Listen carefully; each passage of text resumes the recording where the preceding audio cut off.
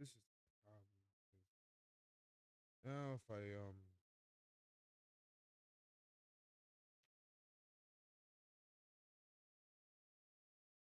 now if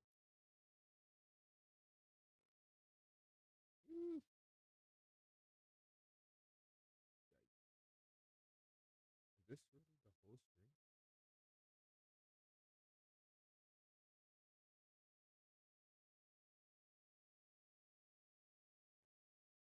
Like I wish I could extend.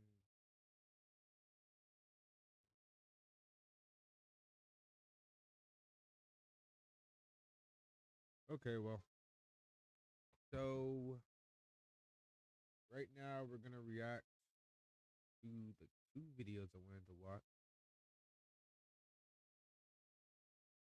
First one being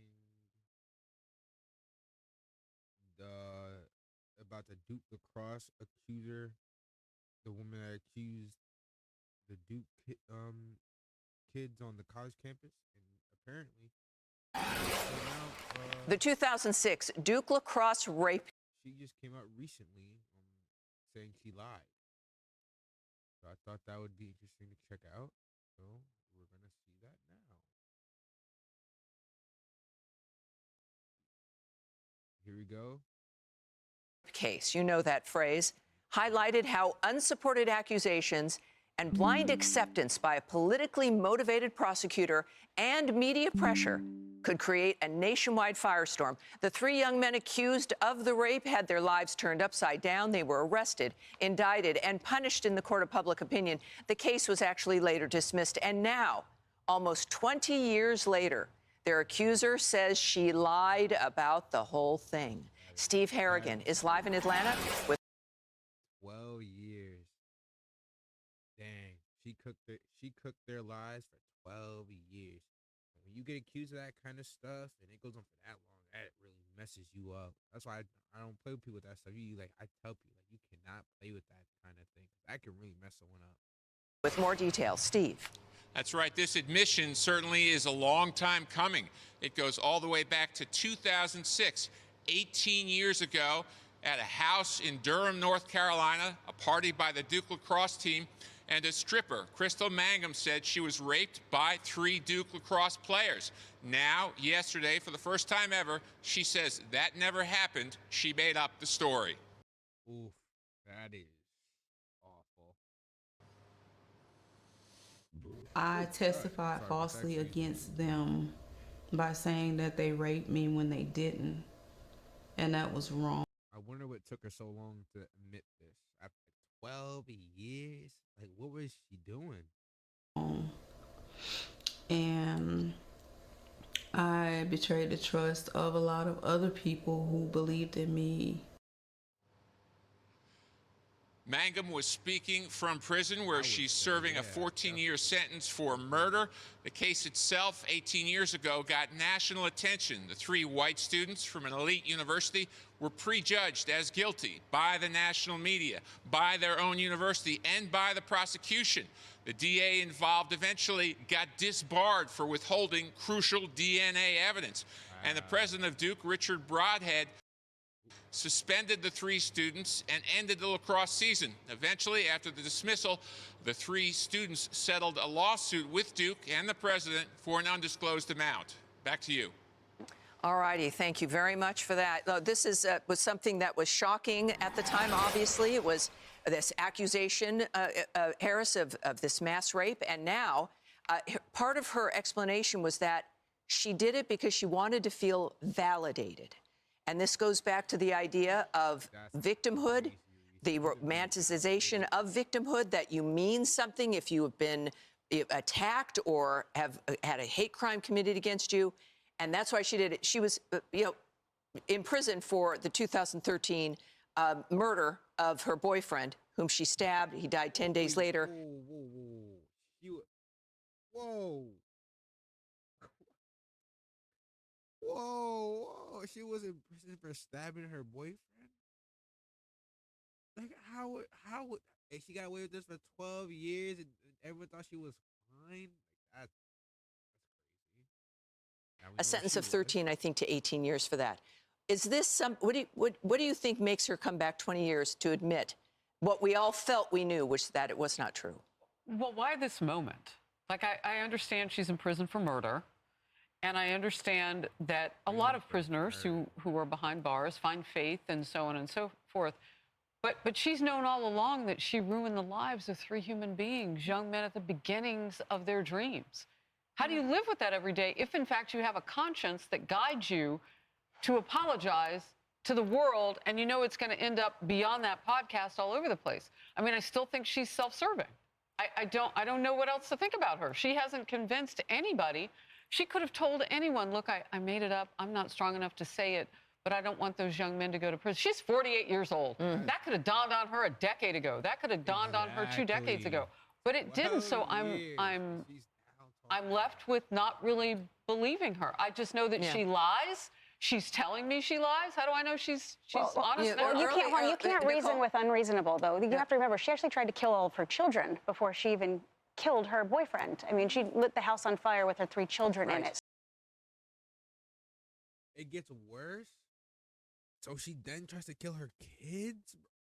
Dog, this lady's nuts. So you can't reason with unreasonable. You can't try to get in the mind of someone who's not entirely there, whether it's mental health or not. But the fact that she's coming forth now, that's great. But she has caused so much harm to so many people. You know, Ian, she wrote a self-published book where she refused to say that it was not true, that she wouldn't take back anything she said. And at the same time, we have a generation of these young men living their lives, people presuming that it never did happen. But this seems to be a message, and we're living it now when it comes to the issue of victimhood, what we reward in society, what people expect from each other. I mean, this is something, even though it's late, that people could talk about more about the nature of what has happened in our civil society. Yeah, so blast from the past, Stephen Miller, incoming Deputy Chief of Staff, when he was a student at Duke, he was out there advocating, saying, look, you need to look at the facts here. So he was ahead of the curve on that. What I think here is we need to change it from there's value in being a victim to there are consequences for trying to do this. When you murder someone, you take a life. When you falsely accuse someone of rape or sexual assault, you take away their reputation. You murder their reputation.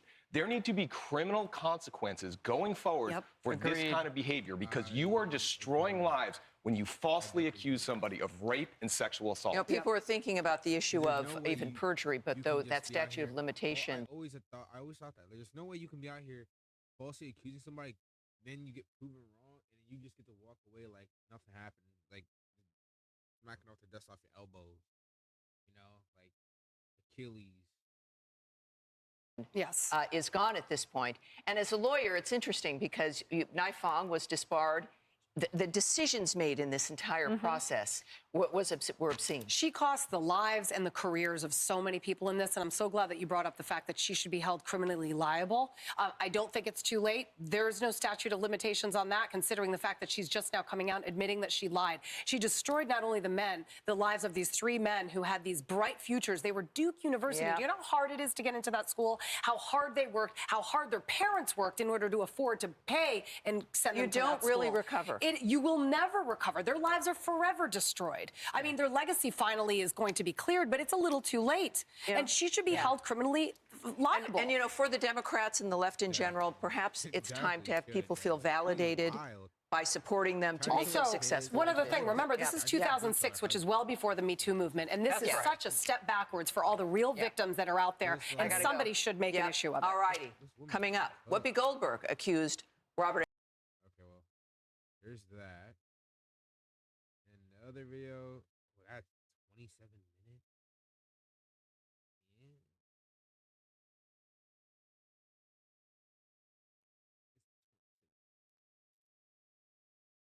Should I watch that now?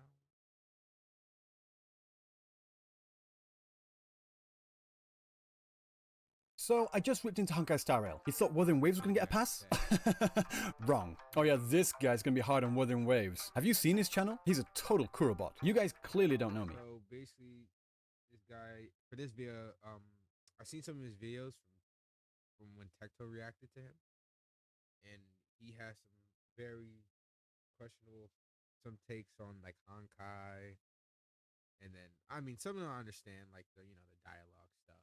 I do hate the yapping at times, but I'm curious what he has to say about Wuthering Waves because I love. Time to burn my bridge with Kuro, I guess. So let's get into it. So just how much of a Kuro bot am I? Well, I've been playing since launch and I have 2 accounts, one at Union level 75 and the other at level 74. With both accounts combined, I have every limited weapon and character. What about Ling Yang? Oh, excuse me, sorry, my mistake. I meant every character that matters. Even before launch, I was really looking forward to exploring this post-apocalyptic wasteland. It set itself apart from the other open-world action RPGs that were out there or that had been announced. I was excited to see a more mature take on the genre. A gritty world battling against monsters that could take you out at any moment if you weren't careful. I was particularly happy with the variety of characters, both male and female. They were incredibly well designed and I was glad to see how many badass looking men there were too. They were so cool, I wanted to play all of them. Well, almost all of them. I'll stop bullying him now, I promise. My problems with Wuthering Waves started from the very beginning, like practically the first line I heard in English from Yang Yang. Are you alright? Do you feel any discomfort? Okay, so I know I'm not the first person to complain about this, and I doubt I'll be the last. But seriously, did the VA have absolutely no direction in her voice acting? Listening back to it, she sounds like an alien pretending to be human. Please, Commander, you are our last hope. Not only that, it was very clear that she was struggling with her voice lines, particularly to do with the names of things. This is the statue of Jue, the sentinel in Zhengzhou, in the shape of a long.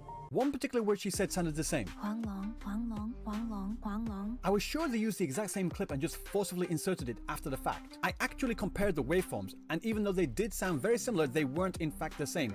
So I guess she just naturally sounds like a robot. We are in the gorgeous spirit. I feel like that point in particular isn't that big of a deal. It's on the outskirts of Zhengzhou, Huang Long. These odd line reads felt unnatural, like she was going to say something more. Like that. Didn't sound natural, did it? I heard that they redid some of these early lines, but at the time of recording this video, she still sounded as unnatural as on launch day. Changing to Japanese quickly solved that problem, so it wasn't too much of a problem for me, though to be honest, I can't entirely blame her. A lot of the names in this game are difficult for anyone not familiar in the Chinese language to pronounce. And even in Japanese, the kanji being used for the names is somewhat obscure. So without furigana, Japanese players had absolutely no idea how to read certain names. Even the name of the game itself went misread for a long time as Narushio, and I think that's what frustrated a lot of the new players. It's not so much that there was too much new jargon in general, but a lot of the new stuff which wasn't jargon sounded like jargon because they were putting everything through this Chinese nomenclature. I never really had that issue with the opening acts, so I took a look into to see what was being said. Tacit Discord, monster. Tacit Field, monster area. Tacit Mark, black thing on your skin. Etheric Sea, thing up in the sky. Wave 1 phenomena. Yeah, okay, this one was a bit of a miss. Retroact Rain wasn't important at the time but got explained in detail later. Sonorosphere, Portal, Thronodian, big bad boss monster. So putting aside the Chinese names, there was a total of about 10 pieces of new jargon that we had to learn, and a lot of it was kind of self-explanatory. But I definitely understand those who were trying to follow and memorize all the new names of everything and were getting confused. I get it, I really do. You're not wrong for feeling that way, I just personally didn't have that particular issue. Anyway, we continue through the story, meet Baizha, Wood, and I liked how he eased the player into the combat. And if there's one thing that Wuthering Waves does really well, it's the combat. I still remember my first time fighting Crownless feeling like an absolute badass, pulling off all those dodges, counters, and perfect parries. And when the second phase starts, the amazing guitar riff comes in and you're pulling off these really clean cinematic finishing moves. Oh, it just felt so good. Whatever happened to those? We never do this ever again when fighting Crownless or any boss monsters. It would have been really cool to have a particular finishing move for each boss depending on if certain conditions were met. I'm sure it would have been difficult to animate finishers for each character, but honestly, I would have been fine if it was just for the MC alone. A little something to make them special. They are the MC after all. Then we continue on to what I think is the weakest part of 1.0, the fucking treasure hunt. So we meet Sanhua, Wood, and she gives us some items from Jinshi. A sugar pearl, a leaf, a mango Sanhua is mommy. steam fruit, and a sundial. Okay, so like I said, I have 2 accounts, and both times I played through this part of the story quest, I was left thinking, what was the point of that?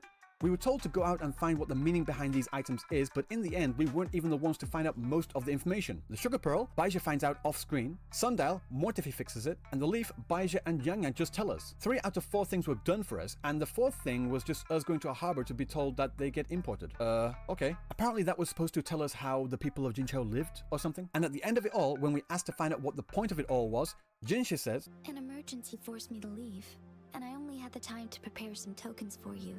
Translation? I don't even have time to explain why I don't have time to explain. So she had the time to get all these very specific items to give to Rover, but she didn't have the time to write a damn fucking sticky note? Come on, you just don't get it. She had to do that to test Rover. It was for Rover to discover things about himself while looking into those things. Yeah. We do not question Jinshi, okay? We don't question Magistrate of Jinzhou. That is Queen Bee. We don't question her. And we learned those things from books and people, not from those items themselves, did we? Sorry, but no. In the end, it was basically, you've forgotten everything, so go to the library and study up, scrub. I'll say this though, even though the actual stuff being said was kind of stupid at times, I really enjoyed listening to the story play out. There weren't many weird dead spaces between dialogues. There was a good amount of changes in camera angles, camera movement, as well as the movement and facial expressions on the characters themselves that sounded like real people actually interacting with each other, in Japanese anyway. Sorry, I'm sure she's a lovely woman and all, but can you replace her with someone that doesn't sound like she's just recently had a lobotomy? The only thing I wish I could do is put it on auto, hide the UI, and have it automatically select the dialogue options for me. Oh, on that point, stop giving us choices that aren't choices. Jesus Christ. Unless it actually has some degree of effect on how the conversation plays out, literally nobody liked this shit. It doesn't make us feel like we are actually the character. It doesn't help us feel more immersed in the story. If anything, it pulls us out of the story to have to go through this unnecessary attention check. It feels like I'm watching a long YouTube video and I get a message asking if I'm still watching. I'm trying to watch a 10-hour loop of the Burness dance here. Do you mind? Actually, no. Now that I think about it, it's even worse than that. It feels like when someone asks your opinion on what they should do, you give your opinion and they just completely ignore you. I guess I'll just go fuck myself then. This isn't a Wuthering Waves only problem either. It's something that I have always and will always rage against whenever I see it, in every game I play. Please, for the love of God, just stop it. These useless dialogue options were especially annoying later on when we meet up with Jian. He brings us into the war room to talk about strategies, or rather he just asks us what we think the strategy should be, but if we don't choose the right one, the game says, "Isn't that cute? But it's wrong!" Time out. Why were we be- I agree with this a bit. I see where he's coming from. I definitely would like it where the choices are a lot more impactful in the future. I definitely like to see what my choices are and how they affect the story. And for that for that particular scene where you're with Jian and you're doing the whole art war thing, the battle plan, I definitely see his point. Cause it's like it keep just telling you to pick the right choice. It's like you can't even run through a choice and then try to make it work. being asked to decide the strategy in the first place? You're the general here, Jian. You decide. But anyway, putting that aside, they should just get rid of these dialogue options entirely. Oh wait, no, actually, better yet, have them actually, make a difference. Imagine if we were actually able to decide which forces went where. This could have been a great chance to keep the game easy for the casual players, but make it more difficult for the ones who want a challenge. Yeah, Each dialogue option... They could have made this, like, that scene particularly, like he said, like, you set, like, your forces, and then you all, like, go into, like, 3D battle, or you just make that whole thing into, like, a mini game. Just make it, like kind of like Girl Frontline 2 thing, I guess, maybe, where you direct your units and you gotta fight through, like, waves of inferiority and whatnot, like, in the Lament. Could have a little note next to it saying simple, moderate, and tricky for the player to understand what they were choosing. And after that, the route, monsters, and difficulty changes depending on that choice. Why can't we have done that? We're ending at the same place anyway. This was one of the main criticisms from CBT to official release, wasn't it? The casuals wanted things to be easier and simpler, and the hardcore players wanted things to be more difficult and complex. Why not turn something that everybody hates into something that everybody loves? Make these the points in the story where the player can choose what level of difficulty they want to try. So a casual player can stick with the easy mode or try the intermediate or hard levels every now and then, and the hardcore players could get the difficulty they want, but make it easier if they're not in the mood that day or something. You don't need to turn it into a Telltale's game. That's not what I'm asking for. Have your main plot points, but in certain sections have detours for the players to choose their level of difficulty. Sure, everyone winds up at the same place in the end, so it doesn't really change anything as a whole, but allowing players to choose their own experience at least lets us feel like we're making a difference. Doing something like this could satisfy players of all difficulties, easily. After deciding the battle plans, we meet up with the other characters to storm into battle. Verena, Chixia, there's us, the rover, Taochi, we just met her, Yang Yang, Ling Yang is in the corner there. Who the fuck is this dude? Like, I know it's Yuan Wu, the guy who looks like the last boss of both Discord mods and Redditors, but we have never seen this guy in the story or even in the side stories like Ling Yang. Why the hell is he showing up for this Avengers Assemble moment? I feel bad for the voice actor. He gets brought in for literally one line and then never used again. I will keep everyone safe. Even now, up through one... I will keep everyone safe. I'm not gonna lie, they did do 1.4, we still have no idea who this guy is, what he does, or anything of the like. Well, I guess one line is better than nothing, I guess. Carpaccio and Danjin are still nowhere to be found at all. And why are you bringing out some random painter girl who has nothing to do with anything, give her her own full story quest, but still not mention anything about the characters you already have? What are you doing? And this leads into one of my biggest fears about the game. I see where he's coming from at this point. I understand his point on this. Some characters I just don't really care about just yet. I'm not gonna lie, but I'm sure they're gonna get fleshed out at some point. They just, they're obviously gonna flesh out their 5-star characters they release first. But, I don't know. But I see where he's coming from. I'm afraid that they're going to forget about their older characters, except for a few notable exceptions. I get that the business model of a gacha game is to push new characters to sell to players consistently, but the benefit of that is being able to use these characters to interact with each other to flesh out the story and make everything feel cohesive and real. So bringing out all these new characters is great and all, but if you're not using them and just having us talk to random NPC number 342, it feels like a massive waste. I actually thought we were going to go to the new Federation next. Maybe then they could have used that as an excuse to bring Calculator into the story, but no, we're going to Rena City with a whole slew of new characters for the story to focus around. Don't get me wrong, they look cool. Would. But this is only further feeding my worries about the older characters being forgotten about. But I'll get more into my worries about Renacita later. Since 1.0, the quests have been getting considerably better in my opinion. Definitely not perfect by any stretch of the imagination. There are significant pacing issues and missed story beats. I could make full-on videos breaking down what these two particular quests got wrong, but on the whole, they are a lot better. Now, I'll be honest, I don't usually enjoy character story quests, but Jian's story was incredible. Sure, it started off a little rocky with some Gullpuff racing game that no one cared about, but once it kicked in after going through the Sonorosphere, I loved every moment of it. Going through the past, learning what happened, fighting through the trauma, and then the great boss battle with the fantastic visuals in the final cinematic, absolute cinema. Yinlin's story quest was fine, not the best, but I didn't hate it. I wish we could have gotten more of the secret agent aspect of her character that was promised instead of this story about a girl with adoptive father issues. But still, she's hot, so would. What I really like about these character story quests isn't just the quest itself, but rather the locations we visit during them. Have you seen these places? These set designs are stunning. It's a shame we can only ever visit them during these one-time only character story quests. What a waste. Why can't we revisit these locations? Better yet, give us the option to replay these quests. How about in this section in the gallery, you add a couple of little replay buttons in the corner. One to replay the cutscene by itself, and another to replay the mission, which could open up a Sonorosphere to travel through to re-experience everything with your current party. They can't do that, it would take too much storage! It's already on your device anyway, whether you revisit it or not. That could be a potentially good idea. I wouldn't mind that. I probably myself wouldn't use it too much, but I see it. So why not just give us the option to do it? And if storage really is a worry for you, how about this? Give us the option to delete and reinstall past mission voice lines and data to save space. You can do it for the voice packs in general, so surely you can do it for this too. Another thing I have a problem with. How in the hell can a game that has its main theme be about sound have that be one of its most lacking features? There have been a plethora of sound and music related bugs and oversights since launch.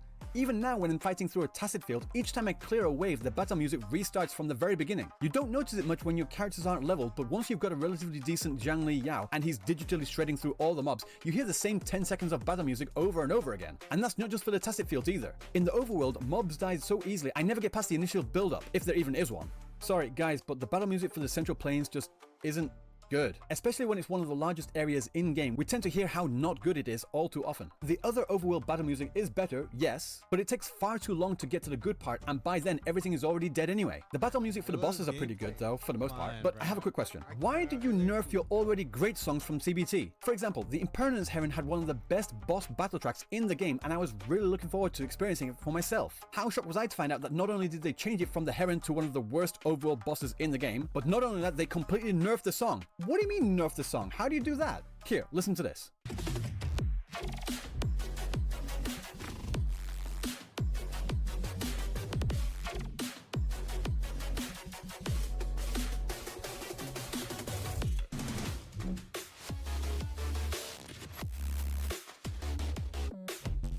I mean, I'm not gonna lie, I kind of like The one that we have now just feels incomplete, like it's missing a piece of the puzzle. Like peanut butter without jelly, yin without yang, KFC without gravy. What do you mean they don't have gravy in Japan? I'm British, I need my chicken covered in brown, salty slop, goddammit! Wait, what was I saying? Oh yeah, the song we have now is a massive downgrade compared to the version we already had. So I am quite literally saying, the first draft was better. Only song I think I really could agree with that could be a problem to character and the story thing. With forgetting maybe not fleshing out the already put in story characters. Everything else I feel like isn't too big of an issue for why he hates.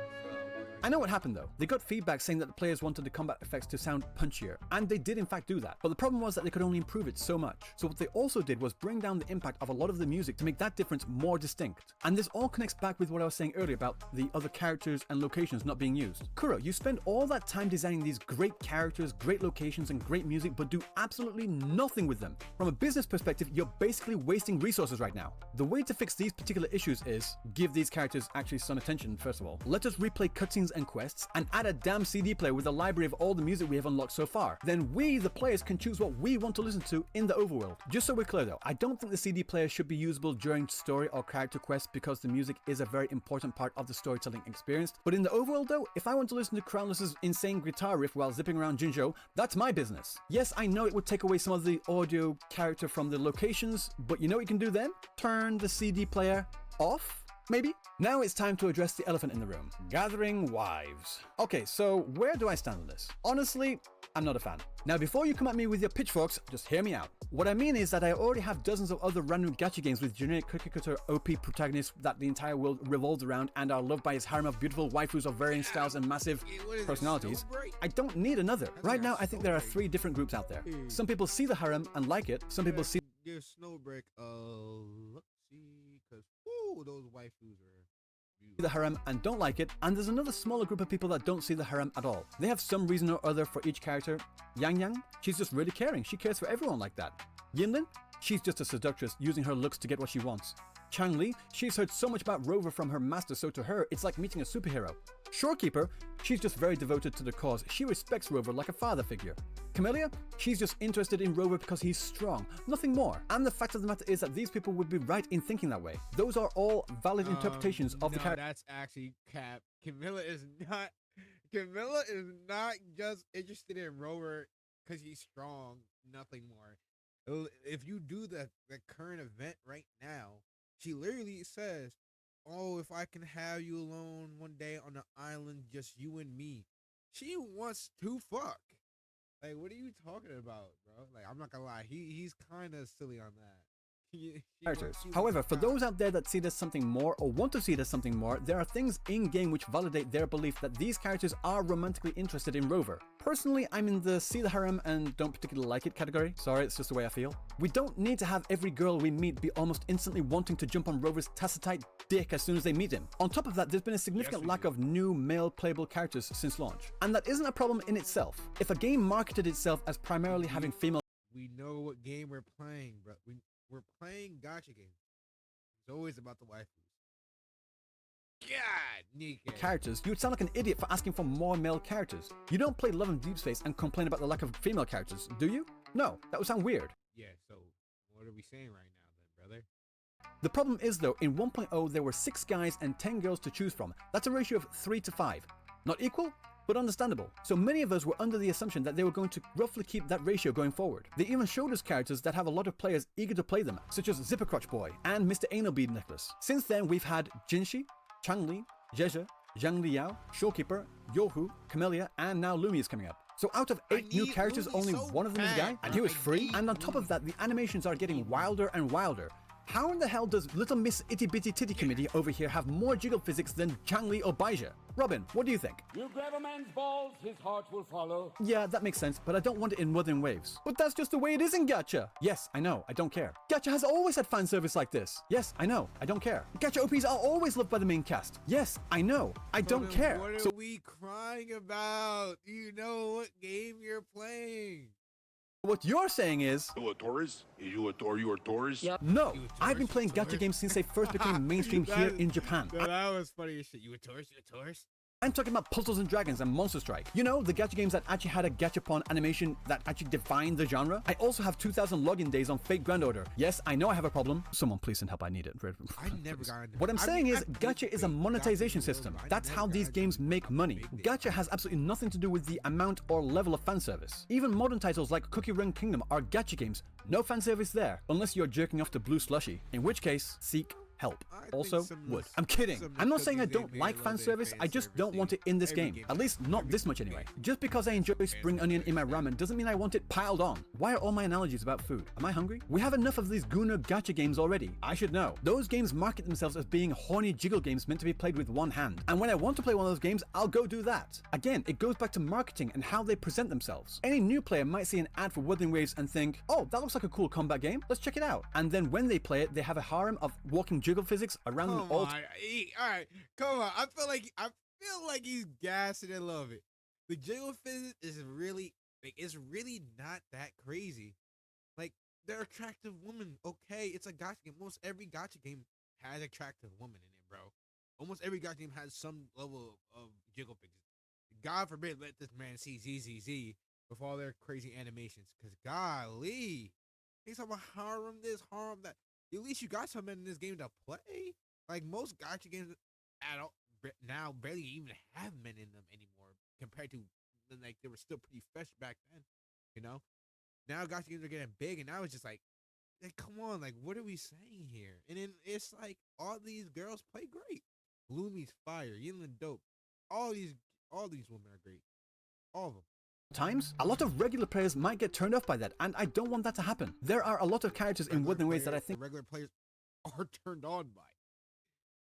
Are hot as fuck, but if I wanted to imagine myself giving them crazy backshots, I would just check out Pixiv. And no, I am not advocating for censorship. All I'm saying is that if they and we, the players, want Wuthering Waves to break into the normie barrier, I don't think that many regular people would be. I'm not gonna lie, what are we saying? It's not even that lewd. The game is not that lewd for him to be trying to make this point. I thought this was about why he hates Wuthering Waves. This is just petty shit, right? Comfortable with that level of fan service. So speaking as someone that wants as many people to play this game as possible, I think they should tone things down because it just might be too much for most people. If Kuro Game tone things down, bro. What? If anything, they need to tone it up. Like what? Yinlin is like probably the most skimpiest woman in the game. Like, are we serious? What are we toning down? Like, just some physics? Like, come on, man. I'm not. Really wants to go down this way with how they design their characters. That's perfectly fine by me. But to be honest, I don't think they do. Looking at the designs of the initial characters and the story and direction they had in CPT 1, yes, the characters were badass and hot with some fanservice jiggle physics, but I think that they also wanted to take this game seriously and not just push out a game for horny players to goon over. Just my opinion, though. To be honest, I prefer the dynamic in CPT 1 where Rover wasn't trusted. Think about it. What's more satisfying? Have the characters love you right away, or have them be wary of you, or even hate you, and you slowly win them over to your side through your actions in the story? ReZero is a great example of that. When we start off, Subaru is a whiny little bitch that isn't trusted by anyone, so he needs to grow as a person, and in doing so, he... What do I look like here? Like, bro... wins over many people to his side, including us, the viewers. And first of all, he has a literal ability that lets him fix his mistakes. He wouldn't have any of those allies if he did not have that ability. Lone Rem, who is now his biggest simp, and let me remind you, she was literally murdering him every single night when they first met. Murder! They could have used that trust as a vehicle to create more stories and quests in-game. Rover goes on certain quests to do certain things, and in doing so, slowly earns the respect and even admiration of everyone around him. And your interactions with the characters in the world changes as your reputation increases. This could have helped the world feel much more alive and real, no? But no, we went from this... I think it feels pretty good, but let's see what he has to say. To this instead. You got any other tricks up your sleeve? Like eating a whole tass?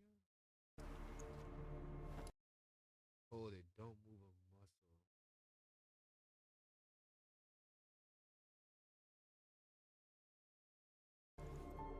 To this instead. You got any other tricks up your sleeve? Like eating a whole tacit Discord? I heard the reason for this was because the seeing community didn't like seeing their OP self-insert being disrespected. Is it true? Don't know. Don't care. My issue is actually with the gacha community and what they've been telling Kuro Games. Mixed messages. You can't say that you want Wuthering Waves to be the Genshin killer by breaking the normie barrier while also continuously asking for things that would turn off that normie base. Of course, there's the niche crowd that don't want any filthy normies to come in and take their precious waifus. Something get filtered. But I have high hopes that this game would be the first game that breaks the mold and becomes the first gacha to actually take itself seriously. Like how The Dark Knight is a fantastic movie often cited as a great inspiration to many big names in the industry, with Steven Spielberg saying it's deserved the nomination for Best Picture. Until then, comic book movies were ridiculed as a genre with flop after flop at the box office. Sure, there was a hit every now and then, but they were very much comic book movies. Because at the end of the day, it is an adaptation of a comic book character that looks kind of goofy when you boil it down. I mean, come on guys. Underwear over tights? How is that not goofy? There's a reason that they haven't had that in the live action adaptation since Adam West. And the one time they did kind of have it, it looked goofy as shit. Sorry Batman, you know I love you. But my point is that The Dark Knight is not just a great comic book adaptation of a beloved character, but also stands on its own as a fantastic crime thriller as well. And that's what I want from Wuthering Waves too. I don't want it to follow the same old fanservice tropes that all the other gacha games have. I know this game can be better. I want it to deliver on its promises of a gritty post-apocalypse. I don't just want to be told that things were bad before. I want to feel that desperation and destruction. I want to feel the lament and watch hot, badass anime women and men while doing it. This is what we were promised Wuthering Waves would be. But instead we get this, and this. Now I'm not saying it has to be all dark, all gloom all the time. Looney, what did you say about Looney? What in the Looney Tunes bullshit is that? Now I'm not saying it has to be all dark, all gloom all the time.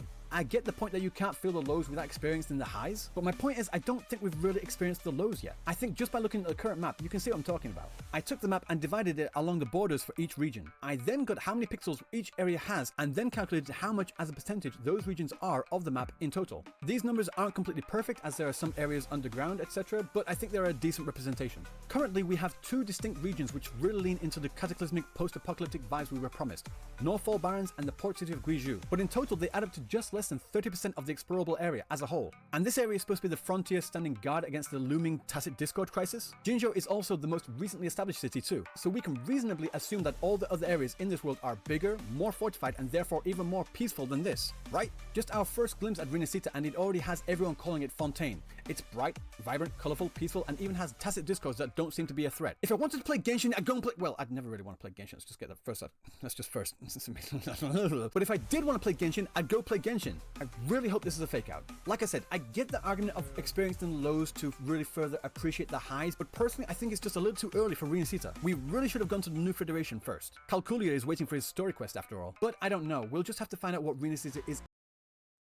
I mean, I would have been fine with either or, but I see the point of wanting to go to the New Federation first.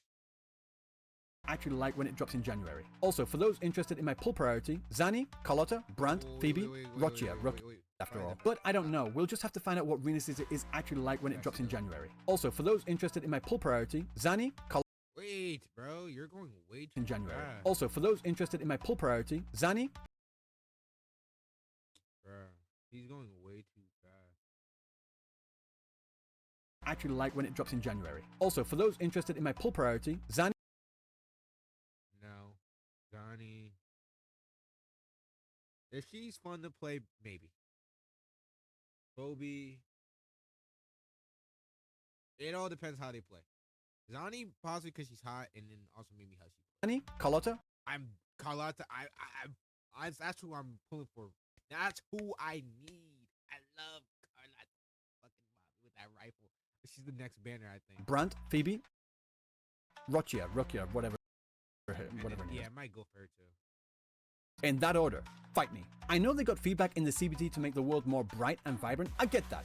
But I didn't want them to make it any less destroyed, you know? I want to see more ruined cityscapes, more destroyed villages, more visual storytelling to show us a world destroyed by these cataclysmic events and make them visually amazing at the same time. It has been done before, but right now there's just a bunch of open fields and clear mountains, which would be fine if they had more things to do out there, but after you've collected all the supply chests and title heritages, there's not much else left. And even when there is stuff to do, it's really difficult to find. I mean, just look at this area. Can you see the challenge point? It's right there. Duh. Here's an idea, Kuro. On top of the obvious of adding more challenges, puzzles, quests, overworld minigames, etc., how about you make those title heritages reset every couple of weeks or something? This would keep the overworld at least looking full of things to do. Yeah, I agree. That's a good idea.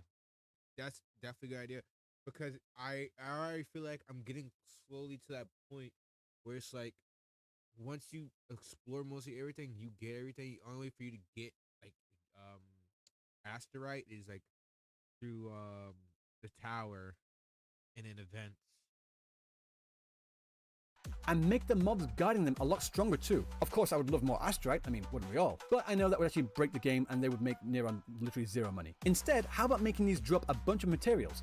bell poppies, lantern bears, whispering cores, exile rings, etc. Kind of like a smaller version of the new feature in Elusive Realm. And like I said, make the mobs harder. How about you make all the enemies of these newly reset title heritages also all be elite enemies? I think that would be a really cool idea because right now everything dies within the first couple of seconds anyway. Actually make us work for those rewards to make us feel like we're in a cutthroat post-apocalypse, you know? Because right now the only thing we have to remind us that we're in some kind of apocalypse are the Tacet Discords walking around. On that note, it's all well and good giving us 15 different ways to get echoes, but they're practically useless if I can't level them. Several times already I've maxed out capacity in my inventory for these things because I have literally hundreds. I'm just sitting on them like Smog thinking, nah, I can't get rid of this one, it's got the right main stat, it might give me god rolls, you don't know. No, I definitely can't get rid of that one. I have so many in my inventory, I actually think, fuck it, let's just scrap them all. But if I did that and tried to scrap even all 2,000 echoes in my inbox... Whoa. He got. I might keep that when he got a purple Korean attack. That's worth it. I would get a grand total of jack fucking shit. Come on, man. I worked hard for these echoes. And to say that I can't use them for literally anything is just plain ridiculous. Allow us to use the unleveled echoes as XP fodder. Well, if your inventory is filled up, you have a management issue, don't you? No, I have an echo experience issue. My bag is filled primarily with echoes that I'm sitting on waiting to see if I can roll them. Currently, the only real way to get echo experience is from Tacet Fields. So let's take a look at that, shall we? This is how much echo experience each sealed tube gives. This is how much experience is needed to max a gold echo to level 25. This is how many sealed tubes of each type you need to do that. On your average run of a Tacet Field at Soul Phase 8, you get a total of 4 advanced sealed tubes and 3 premium sealed tubes, as well as about 5 new echoes. So the total experience gained per run is 23,000. If you use all of your wave plates doing nothing but Tacet Fields, you get a total of 92,000. 92,000 is a lot less than 142,600, isn't it? The cost per wave plate is 383.3, so you would need a total of 372 wave plates to max one singular echo. With RNG being a bigger bitch than my 3rd grade math teacher, I could get no usable echo. I actually despise how hard they make it to get level up tubes. Because it's like, I still, from the point I started playing the game, pretty much have the same amount of tubes I left off with from what I used. And it's crazy. Because it's like, I'm scared what's going to happen. Because like, for the future when you have to put more echoes on each characters, and you have to level up every set of echoes. It's like, how is that gonna happen? How is that gonna be possible? When it's already like a job and a half just to get these freaking tubes. Or all 5 could be worth saving to try and roll on. But the fact of the matter is, when you're not even earning enough experience in the Tacet Field to level even 1 echo, that's not nearly enough. And that's assuming that the subsets of the echo are good in the first place. I'm not asking for enough experience so I can keep re-rolling to get that perfect echo with the perfect substats so I can min-max it as well. No, that's not what I'm saying. I just want enough echo experience so I can level 1 echo with somewhat decent substats. That's why so many people are constantly in dungeons in games like WoW, Path of Exile, etc. to get drops with better stats. If anything, the absolute futility of RNG in combination with how difficult it is to level echoes up is more of a deterrent for players who just can't be bothered with that insane level of grind for such little reward anymore. These kinds of... I will say, this is his strongest argument, in my opinion. He should have just made, or like led with this. I understand he had to, lay out bits and, points throughout the video so he can make a longer video. But like, this is really his bread and butter right here. Yes, this is what I wanted to see. I definitely agree with this, because this right here made me turn me off on and off from the game sometimes because of this particular reason. Artifact systems aren't a staple of gacha games. Monster Strike, Puzzle and Dragons, Fate Grand Order, Nikke, Arknights, Path to Nowhere, even Kuro's very own Punishing Grey Raven, all of these games do not have this system. But that would break the game. You could farm infinitely. RNG is still a thing, you know. Even if I infinitely roll an echo, I could still get dog shit stats every time. And I need to get 5 of these just for one set for one character. And there are 25 characters right now. And some characters benefit from different sets with different subsets, let alone all the new characters, new echo sets to come in the future. Yeah, no, sorry, that just doesn't hold water for me as a significant argument in any game. I hate the RNG system, but whatever. Just let me use these echoes for XP. They're absolutely useless right now. They're not useless. You can batch merge them for more echoes. Are you not listening to me? I don't need more fucking echoes. I need the experience to level them, goddammit. Tacet Fields cost too much, don't drop nearly enough experience, and oh look, more echoes I can't level. Christ! Okay, now this is criticism not for the game itself, but more for Kuro Games as a developer. Okay, Kuro, What the hell are you doing? You started your very first special broadcast with very blatant typos. You misspelled headphones as headphones. How do you even do that? Just writing this script, I had to force my spell check to type it wrong because it kept fixing it for me. Seriously, just put it into a Google Doc and press F7. Some of these typos were pretty funny though, I've got to admit. Cooming soon? Is that another word for edging? Luckily, these were just little slip-ups, little whoopsies even. Nothing too severe, right? For everyone in EN? No, just mortificating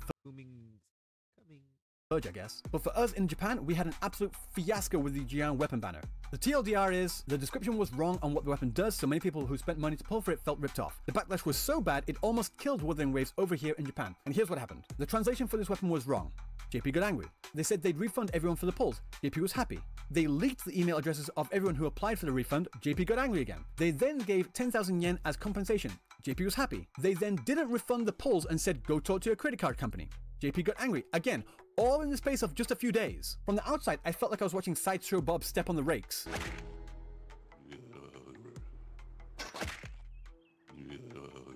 Anyway, my point is that these little things were still big enough to drive away many new interested players who now might not even give it another shot for years to come. Damn it, typo. But having said all this, does that mean I hate Wuthering Waves? No, I never said it was a perfect game, but there's a lot of stuff I don't like. I think the length of this video is enough evidence to prove but then clickbait hard as hell with this title. that. But in the end, I still really enjoy it. The combat is fun, the characters look great, the story isn't the strongest, but they tell it in an interesting way, and this is enough for me. For now, anyway. To me, Wuthering Waves is like my favorite cousin. I love it when they come over to visit, but I just wish they would stop picking their nose at the fucking dinner table. Bobby, I love you, man, but you are 2 knuckles deep into your own nasal cavity right now. Are you trying to give yourself a lobotomy? Are you auditioning to be the next Yang Yang? That being said, these aren't all the things I hate about Wuthering Waves. I could go longer into my particular issues with the Showkeeper story and the Camellia story, but I think this video has gone on long enough as it is. Oh, Jesus Christ. But if you do want to hear more about what I think about those particular stories on their own, then feel free to let me know down in the comment section below. And if you like this video, don't forget to like, comment, and subscribe because that greatly supports the channel. And yes, I do also look forward to seeing all your hate comments. So until next time, I will see you in the next video. Peace. Okay, so that was a good video. I liked it. It was entertaining. I will say, Like these are, look at the way they jiggle. it was a ton of fluff. Live, it was just a little bit petty stuff to me. Last point was very valid. But yeah, I think it was a cool video though. Besides all that, make sure to give him a look out. What was it? So I just whipped into Honkai Star Rail. You thought Wuthering Waves was going to get Make sure to check him out. He has some interesting takes.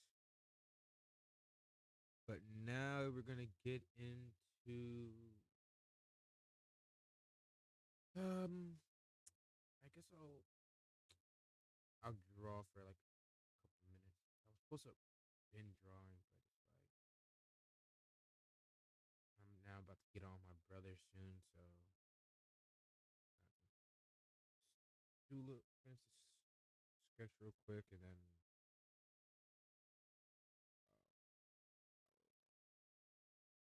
get in on my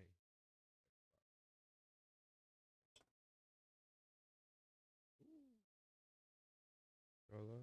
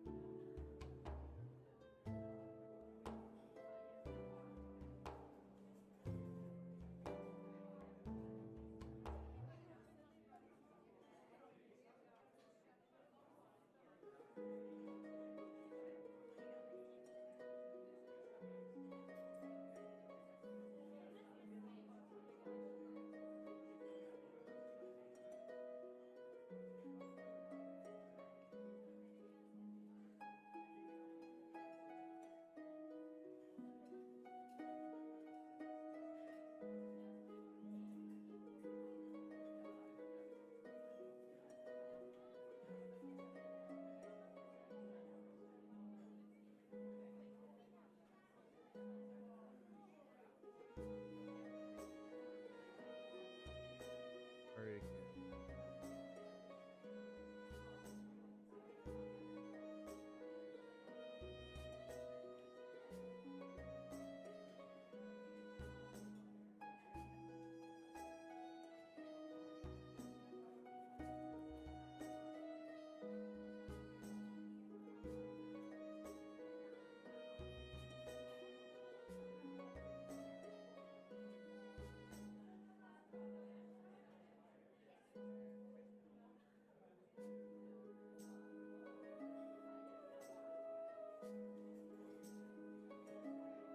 Yeah.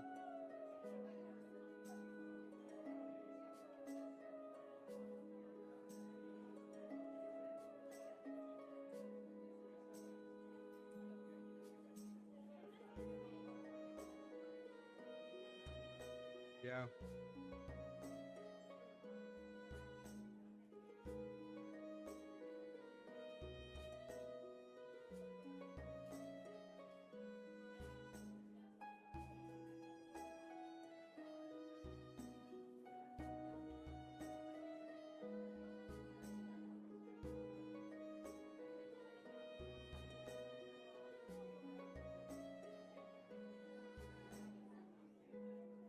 AJ, you there? All right, guys. I'm gonna end stream on here, and I'm starting on Xbox. I'm gonna swap over to Mondo Burger because I don't have a webcam. When I do cloud gaming, it has bad. I will. One second. So yeah, I will be ending stream for now. It's starting again in a second. So if you wanna check back and check me out on Xbox, I won't have a cam though. So